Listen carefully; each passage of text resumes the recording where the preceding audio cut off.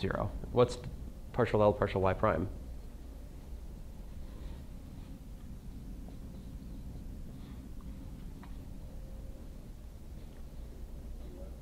Hmm? 2y prime. Indeedly doodly. So what do we got? We've got 2y prime prime. Integrate that. So y is equal to c1 plus c2x.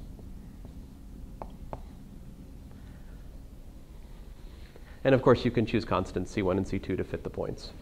In other words, the path which has least distance between 2 points in the plane is a line. It's not too surprising, is it? Not really. How do we get y equals c1 plus c2x from 0 equals to y prime? I just like confused. Integrate twice. So if we look at this problem parametrically, which is more fun, you would look at something like this, the Lagrangian, yeah. So let's say that the,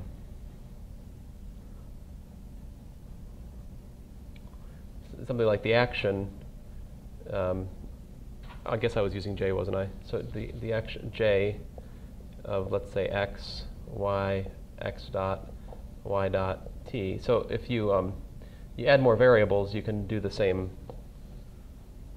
You can, if you have more variables, you can go through the same derivation. You get more terms in the chain rule, but let me show you what happens. So let's say this is the integral from, say, t1 to t2. This is easier. So this is x dot squared plus y dot squared. That's the,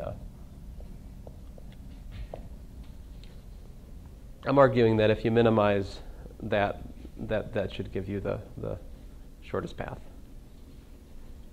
Technically, maybe you should have a square root, right? But it seems reasonable to argue that this will give you the minimum path too. What's that? Are we going to define the constants in the first one? Or is that? I mean, you could, but it's, I mean, I guess, fine.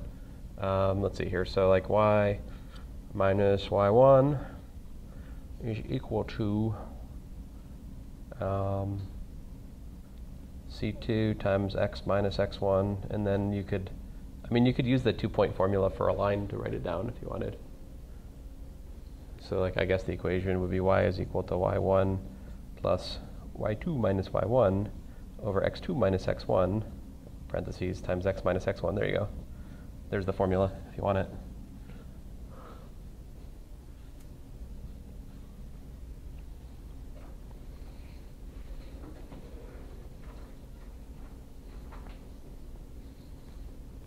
So that's just 2-point formula for a line. It is important to know x1 is not equal to x2, right? Okay, so here, what this is, the Lagrangian is this thing.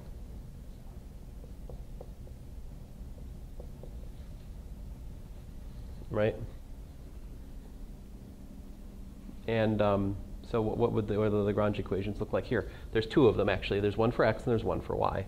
For x, you have partial L partial x is equal to d dt of partial L partial x dot.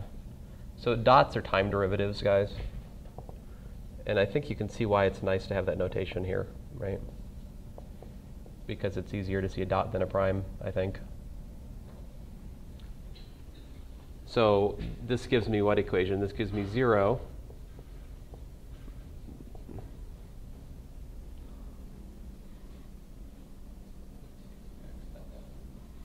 Yeah, right, 2x double dot and 2y double dot, which gives me what? X is equal to like c1 plus c2 times t, and this gives me y is equal to c3 plus c4 times t, which are the parameterizations of a line. And now I'm not limited to x1 not equal to x2, right? Because the parametric version of a line covers all lines, not just the ones which aren't vertical. I mean, assuming y is a function of x is so limiting. Parametric viewpoint's more general.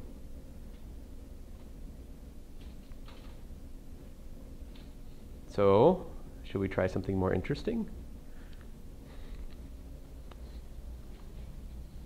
Do you guys want to find the equations for a geodesic on like a cylinder? Let's start with that. Oh, 5 minutes is plenty. So what is the infinitesimal length squared on the cylinder? See, every time my starting point in these examples has been to write down the action for the curve, right? So if I want to look at, say, this right circular cylinder, radius r, here's how I do it. I start with my blank template, which is something like ds squared is equal to dx squared plus dy squared plus dz squared, right? But in terms of cylindrical coordinates, of course, you have r squared is equal to x squared plus y squared, right? So it stands to reason that,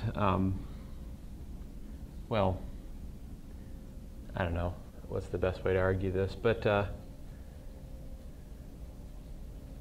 this, right, is actually, so I mean, I don't know, you guys told me I'm short on time, so oh man.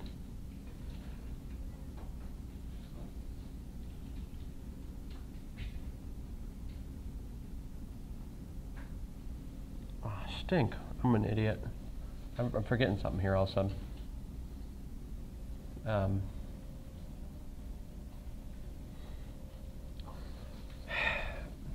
Fine. So generically speaking, you have this. You have dr squared plus r squared d theta squared plus dz squared. I'll show you how to derive that next class, okay? This is the infinitesimal length squared in cylindrical coordinates. But a cylinder in cylindrical coordinates is just what? R equals to r, right? So dr is equal to 0. So with that, my ds squared is just, well, it's actually r squared d theta squared plus dz squared. And from this, I immediately get that the action, and so here I'm looking for z and theta. Those are my functions, right? It's something like an integral over the appropriate time of r squared theta dot squared plus z dot squared.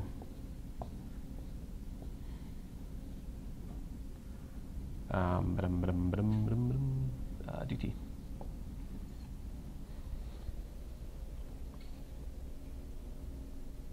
So, okay. So let's see here, we have partial L partial theta is equal to ddt of partial L partial theta dot, and partial L partial z is ddt of partial L partial z dot. Sorry, these examples are all too simple. I mean, they're not too simple. They're not that complicated compared to what could happen for more interesting problems. I mean, the thing that's been boring about the examples I've shown you so far today is that the partial L partial y type term has been 0 in every single stupid example so far. All right. Again, these are 0, right? So you get what? R squared theta double dot, right? 0 is equal to z double dot again.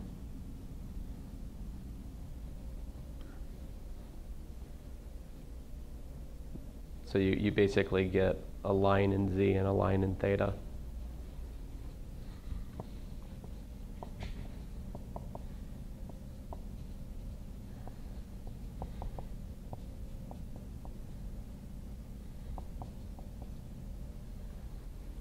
So if I was to, use theta 1 and theta 2 to kind of like, so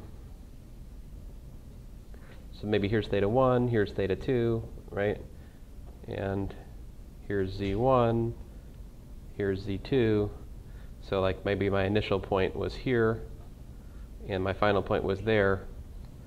What this is telling us is that the geodesic is just that line.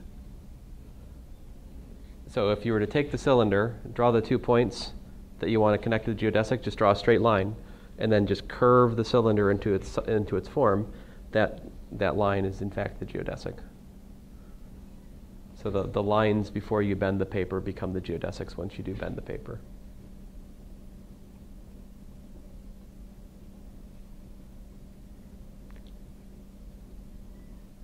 Now,